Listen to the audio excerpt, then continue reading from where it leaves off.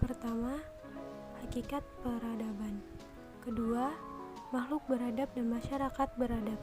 Ketiga, evolusi budaya dan wujud peradaban. Keempat, dinamika peradaban global. Dan yang kelima, problematika peradaban.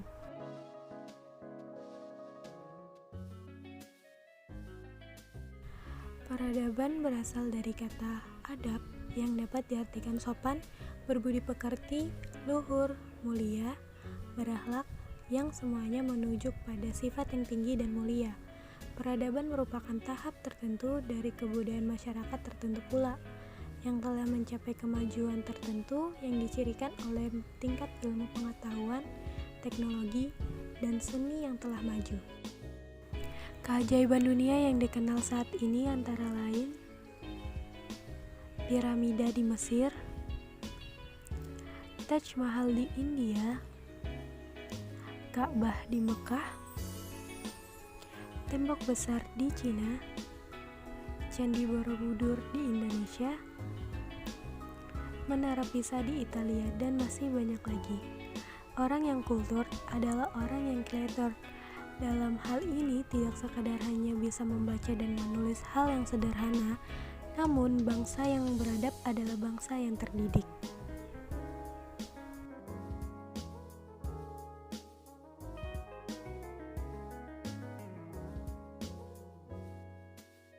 Manusia sebagai makhluk beradab artinya pribadi manusia itu memiliki potensi untuk berlaku sopan, berakhlak, dan berbudi pekerti yang luhur. Kailan 2002 menyatakan bahwa manusia yang beradab adalah manusia yang mampu melaksanakan hakikatnya sebagaimana manusia itu sendiri.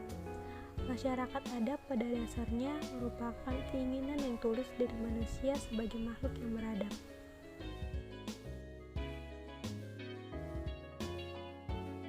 Peradaban merupakan tahapan dari evolusi budaya yang telah berjalan bertahap dan berkesinambungan, memperlihatkan karakter yang khas pada tahap tersebut, yang dicirikan oleh kualitas tertentu dari unsur budaya yang menonjol, meliputi tingkat ilmu pengetahuan, seni, teknologi, dan spiritualitas yang tinggi.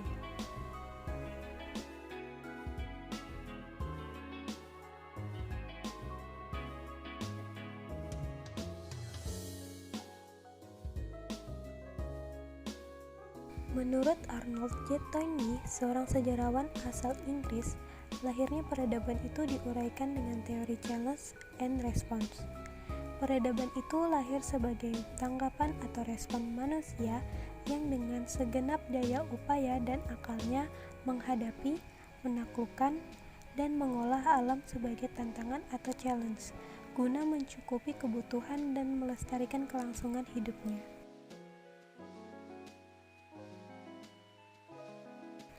Alvin Toffler menganalisis gejala-gejala perubahan dan pembaharuan peradaban masyarakat akibat majunya ilmu dan teknologi. Gelombang pertama, peradaban teknologi pertanian berlangsung mulai 800 sebelum Masehi hingga 1500 Masehi.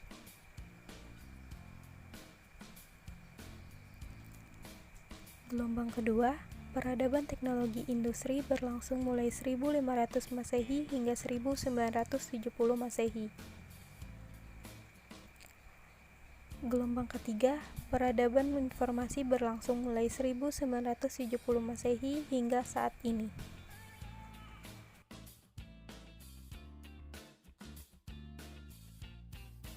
Semakin berkembangnya teknologi, terutama pada teknologi komunikasi, membuat cakrawala atau ilmu pengetahuan masyarakat semakin terbuka luas. Teknologi yang seharusnya menjadi penunjang manusia untuk mengembangkan potensi yang dimilikinya, malah menjadi pengganggu dalam kehidupan manusia yang justru membelenggu perilaku dan gaya hidup manusia itu sendiri. Bagi orang-orang yang rendah kemampuan teknologinya, menjadi ketergantungan dan hanya mampu bereaksi terhadap dampak yang ditimbulkan kemajuan teknologi. Dampak dari mudahnya akses informasi ini adalah masuknya kebudayaan luar yang selama ini tidak diketahui masyarakat.